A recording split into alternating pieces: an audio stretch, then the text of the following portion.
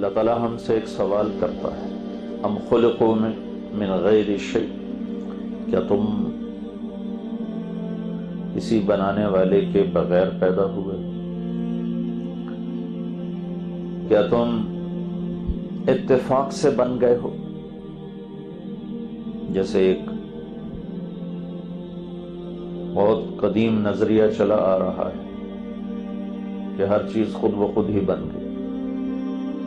اللہ نے یہ سوال اٹھایا، ام خلقوا من غیر شیء، کسی بنانے والے کے بغیر تم بنے، یہ سب کچھ بنا، زمین بچھتی چلی گئی، آسمان بلند ہوتا چلا گیا، ہوائیں لطیف ہوتی چلی گئیں، سورج دہکتا گیا اور چاند ٹھنڈا ہوتا گیا اور پانی بہنا شروع ہو گیا، بارش برسنا شروع ہو گئی، پھول پتیاں کھلنے مسکرانے لگیں، خود بخود ہو رہا ہے۔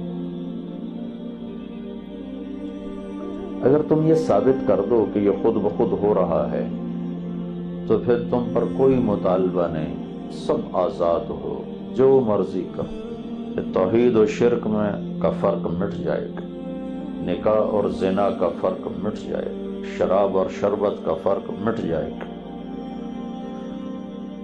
جھوٹ اور سچ کا فرق مٹ جائے گا۔ تو یہ کہیں سے ثابت کر دو کہ یہ سب کچھ خود ہی بن گیا ہے۔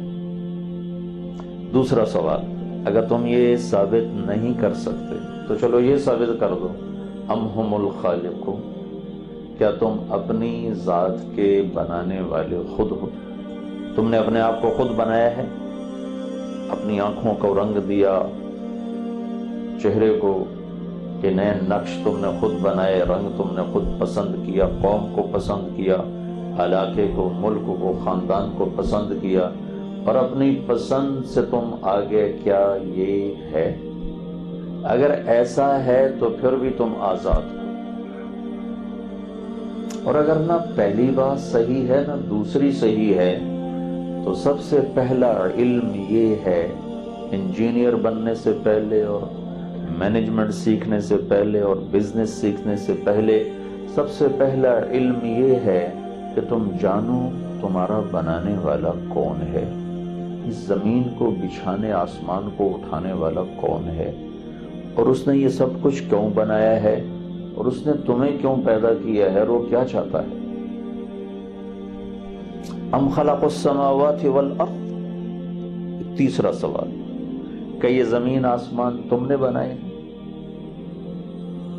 پھر اس میں وہی بات دہرائی جا رہی ہے، اگر زمین تمہاری، آسمان تمہارا، تو اس پہ جو مرضی کرو، کوئی روک ٹوک نہیں۔ زمین تم نے بچھائی ہے، بت کدہ بناؤ، شراب خانہ بناؤ، مندر بناؤ، مسجد بناؤ، مقتل بناؤ، جو مرضی کرو، کوئی پوچھنے والا نہیں۔ اگر تم خود زمین کے بنانے والے، آسمان کو تم نے خود اٹھایا ہے، تو اس کے درمیان جو چاہو کرو، لیکن اگر یہاں بھی تم عاجز ہو کر کہہ دو نہیں نہیں ہم نے نہیں بنایا، ہم خود بخود نہیں بنے۔ ہمارے تو شاعر نے کہا تھا، ہیچ چیزے خود بخود چیزے نشد، ہیچ آہن خنجرے تیغے نشد، ہیچ حلوائی نشد استاذ کار، تا غلام میں شکر ریزے نشد، مولوی ہرگز نشد مولا روم، تا غلام شمس تبریز نشد۔ تو علامہ اقبال رحمۃ اللہ علیہ نے بہت خوبصورت انداز میں تینوں سوالوں کا جواب دیتی کہ نہیں یا اللہ، یہ سب بکواس ہے، تو ہی بنانے والا ہے۔ کون ہے جو یہ کہہ سکتا ہے کہ میں نے اپنے آپ کو بنایا، میں نے دھرتی کو بچھایا، میں نے آسمان کو اٹھایا؟ کون یہ کہہ سکتا ہے کہ میں خود بخود پیدا ہوا؟ چند دیوانے ہیں، پہلے بھی تھے، آج بھی ہیں، بعد میں بھی رہیں گے، جو ایسی بے تکی بے دلیل بات کہتے رہیں گے، لکھتے رہیں گے، سناتے رہیں گے، سنتے رہیں گے، بے سند چیز۔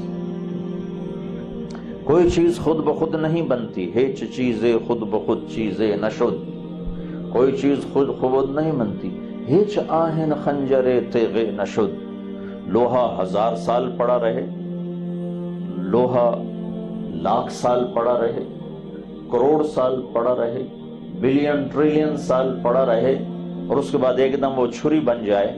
آج تک ایسا نہیں ہوا کہ ایک دم لوہے کا ٹکڑا ڈھلتے ڈھلتے ڈھلتے ڈھلتے وہ خنجر بن گیا، وہ چھری بن گیا، وہ چاقو بن گیا.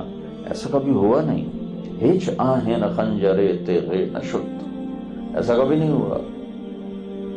ہیچ حلوائی نشد استاذ کار تا غلام شکر ریز نشد. مٹھائی بنانی ہو تو مٹھائی والے کے پاؤں دبانے پڑتے ہیں، تب جا کے مٹھائی بنانے کا سلیقہ طریقہ آتا ہے. مولوی ہرگز نشد مولا روم. مولانا روم ایک عام عالم تھے، ایک مولوی صاحب تھے. آج ان کا 700 سال کے بعد تذکرہ ہو رہا ہے تو اس کے پیچھے ایک داستان ہے. یہ بڑے فلسفی، بڑے منطقی، وہ بڑے مقرر، بڑے مدرس. مسجد میں ان کا درس ہوتا تھا، 7 حوض ہوتا تھا، اس پر ان کی کتابیں ایسے سلیقے قرینے سے رکھی ہوتی تھی.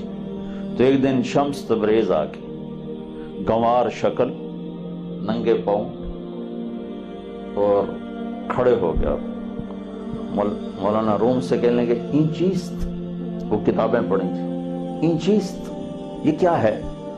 تو انہوں نے بڑا تنک کے کہا، وہ بڑے تکبرانہ انداز میں کہا، این آ است کہ تو نمیدانی، یہ وہ ہے جو تو نہیں جانتا. تو ایک دم آگے بڑھے، اس ساری کتابوں کو دھکا دیا اور تالاب میں پھینک دیا. اور کوئی پریس کا دور تو تھا نہیں کہ نہیں خرید کے لاؤ. تو مولانا روم سر پکڑو، تیرا بیڑا غرق ہو جائے کم وقت، تو نے میری 40 سالہ محنت برباد کر دی. تو وہ مسکرائے اور حوض میں اترے اور ساری کتابیں خشک نکال کے باہر رکھ. تو مولانا روم کہنے این چیست، یہ کیا ہے؟ تو انہوں نے کہا این آ است کہ تو نمیدانی، یہ وہ ہے جو تو نہیں جانتا. پھر مولوی روم مولائے روم بن کے منطق فلسفہ چھوڑا. امام غزالی وہ بھی ایسے ہی منطقی فلسفی تھے. 34 سال کی عمر میں دنیا اسلام کی سب سے بڑی درس گاہ وہ وائس چانسلر بن گئے آپ کی زبان میں. اور یہ اسلامی تاریخ میں اتنی کم عمر کا پہلا آدمی، 34 برس کی عمر میں. اور بغداد میں جو نظامیہ یونیورسٹی تھی، نظام الملک نے جسے بنایا تھا، اس کے وہ وائس چانسلر بنے. اور اس زمانے میں نظامی یونیورسٹی کا جو وائس چانسلر ہوتا تھا اس کا پروٹوکول امیر المومنین سے زیادہ ہوتا تھا. تو اتنا بڑا اعزاز تھا دینی دنیاوی کہ اس کے بعد اوپر کوئی اعزاز نہ تھا، لیکن اندر میں خلش تھی، خلا تھا. چونکہ منطق اور فلسفہ، ضرب اور تقسیم، دل کی دنیا تک ان کی رسائی کوئی نہیں، دل ان سے نا آشنا ہے. ہمارے خواجہ غلام فرید فرماتے ہیں، سکھ ریت روش منصورینو ان ٹھپ رکھ کنز قدورینو، ہادی نہ سمجھ ہدایہ کافی نہ سمجھ کفایہ، کر پرز شرع وقایا ایو دل قرآن کتاب. یہ دل جب تک اللہ سے نا آشنا ہے اسے کہیں قرار نہیں، کسی پل چین نہیں.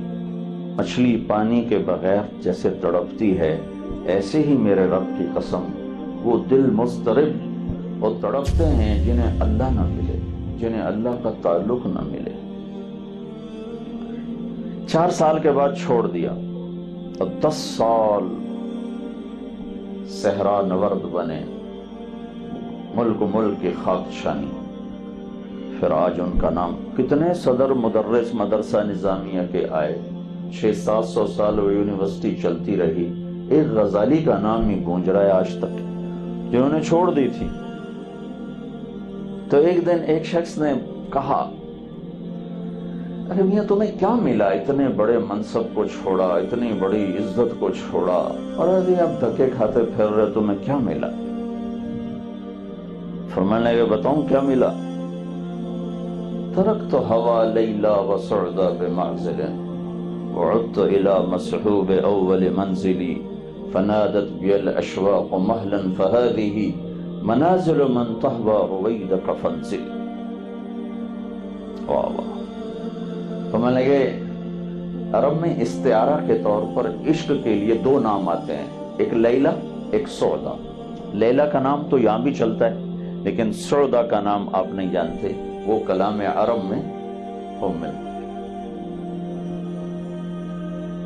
وَلَوْ قَبْلَ مَبْقَاهَا بَكَيْتُ صَبَابَةً بِسُعْدَا شَفَيْتُ النَّفْسَ قَبْلَ التَّنَدُّمِ. ایک اور جگہ سے میں نے آپ کو سعدا کا نام پیش کیا ہے کہ سعدا اور لیلا یہ عشق کے استعارے ہیں. تو امام غزالی فرمانے لگے میں نے لیلا کو بھی چھوڑا اور سعدا کو بھی چھوڑا اور اپنے اصل محبوب کی تلاش میں نکل پڑا.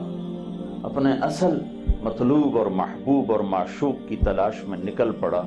چلتے چلتے چلتے جب ہمت ہار گئے اور حوصلے ٹوٹ گئے اور قدم